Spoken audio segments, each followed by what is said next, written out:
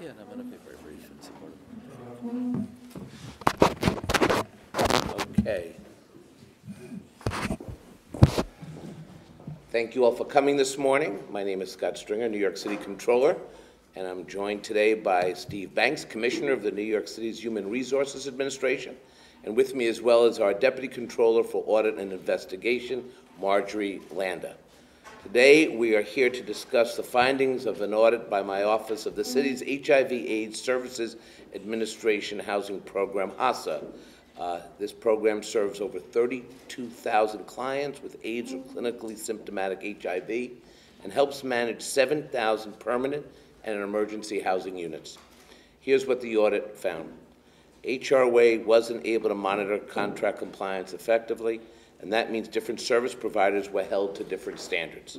Of the 17 contracts we sampled, none had the same basic provisions, including ensuring staff was trained in first aid, having on-site substance and alcohol abuse counselors, or providing security at housing locations. We uncovered a lot of lax oversight. Despite HRA's stated intention to audit every vendor, as of September 8th, none had been completed. By this December, just 4 audits had been finalized. That often meant that HASA didn't review original supporting documentation for a vendor's monthly invoices to determine if expenses were appropriate and justified. We also found that HASA continued to make housing payments for 23 clients who were deceased. After learning of these overpayments, HASA said it would seek to recoup $8,500 in 15 overpayments. In addition, inspections were infrequent and inconsistent. HASA says its goal is to inspect 2/3 of all permanent housing sites annually, but our auditors found no evidence that more than half of sampled programs were inspected within the required time frame, and some hadn't been inspected for up to 6 years. On top of this, HASA's database of inspections was inaccurate and unreliable. In one case, auditors identified an instance where HASA said it had completed inspections of 102 units for a vendor who only provides 75 units to the program. When it came to listening to its own clients for feedback, HASA wasn't much better.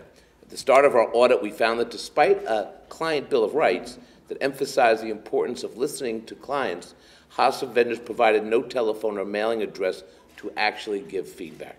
And a newly implemented system still does not track whether complaints have been resolved. For years, advocates have fought to ensure that New Yorkers with HIV and AIDS get the support, services, and housing that they desperately need. What we found was a system that wasn't being effectively managed from top to bottom, which created the very real opportunity for New Yorkers to be put at risk. Without critical input and checks and balances, HRA had no real way to know if services were being delivered to the right people at the right time. There have been a lot of mistakes made in the past, but today, that era has come to an end. Many of the reforms being implemented today are what we recommended, and some go beyond the scope of our audit recommendations, meaning the recommendations you'll hear about go beyond anything that we thought of. So the larger point here is that with Steve Banks, we didn't have to wait until a crisis happened. I've worked with Steve for 20 years in various capacities. When I was an assembly member and he was fighting for low-income families at the Legal Aid Society, we worked together to get funding from Albany and work to help the most vulnerable. When he was promoted to Attorney-in-Chief in 2004, he put legal aid on sure footing and continued to challenge mayoral administrations to meet their city's obligation to our neediest. And when he was an advocate pushing for change from the outside, or today as head of one of our largest city agencies, we are lucky to have him to deal with these issues. And I am very pleased that we are able to announce an audit with a real partnership from our HRA commissioner. This is how government's supposed to work. This is what it's all about: oversight and results, coordinating and working hand in hand. So I'm very glad that he's here today. I'm glad he's here to talk about his reform agenda as it relates to HASA. And I'd now like to introduce our HRA Commissioner, Steve Banks. Thank you very much. I appreciate it. Good morning. I'm proud to stand here today with Comptroller Scott Stringer to address these very important issues for our clients.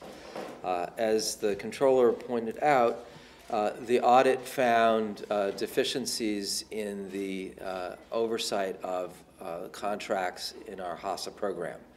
The audit covered a period from 2012 through 2014, and then problems continuing thereafter. When I came to HRA in April 2014, I knew, having sued the agency for 30 years, that there was a need for reforms in many areas of the agency. And so we have been diligently at work over these last not quite 2 years to make reforms in many areas. But today, this is to also say that this is how government should work. We have an oversight agency, the Comptroller's Office, and a program agency, HRA, working together to address these problems.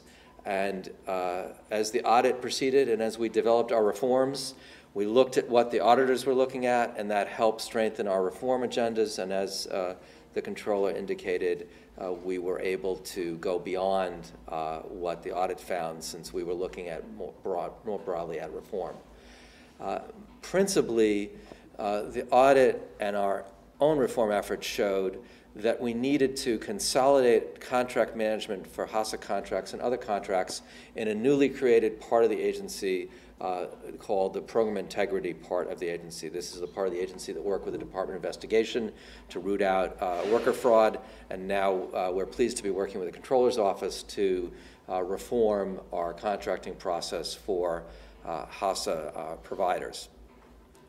So in addition to that structural change in terms of how we are providing contract oversight, there were a number of other significant changes that we were able to make. First and foremost, for many years, there were a lack of contracts for these kinds of services, and we issued an RFP to procure a master leaser to obtain housing for our HASA clients, with a contract in place now to give that accountability and to give that oversight that the audit points out is so important, and we too believed was important. So we had already proceeded and have completed that RFP process, again, I think indicating the joint and parallel efforts here that have resulted in, I think, a positive impact for clients. In addition, there were other areas of concern identified in the audit that we too saw, such as the need to make changes in our computer system, the need to make changes in our training for staff, the need to make it clear for clients what their rights are. Part of our reform effort in HASA, just like our reform effort throughout the agency, has been to create work groups with advocates, and we had begun that, and that working group process is helping to inform the kinds of reforms we're making in all areas of the agency, including HASA, and the audit helped us amplify those changes. I should add that we also discovered something which we've been diligently working to address that the audit highlights, which is when we came in, we found uncompleted audits from 2013. Internal audits, evaluations that were done, and these are the uncompleted evaluations that the audit and the Comptroller spoke about. And we found that there was a process of doing the audits but leaving them in draft form.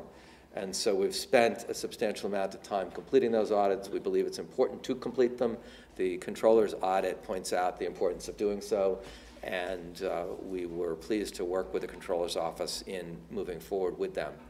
I think overall, I appreciate the very kind words the Comptroller had to say about me. I've known him for a very long time. We were probably just coming right out of the maternity ward at that point. But I know that we have done a lot of positive things together when he was an assemblyman and I was at the Legal Aid Society, and then when he was borough president and I was at the Legal Aid Society. And I'm very pleased that the partnership is continuing for these very important reforms today. I'm sure there are times when we may disagree. Today's a time when we agree that there's a common goal here, which is to improve services for our clients, and the audit is paving the way to do that, and our reforms, as the Comptroller indicates, are taking us a step further. So I appreciate the opportunity to stand together, and happy to take any questions at the appropriate moment. Thank you, Commissioner.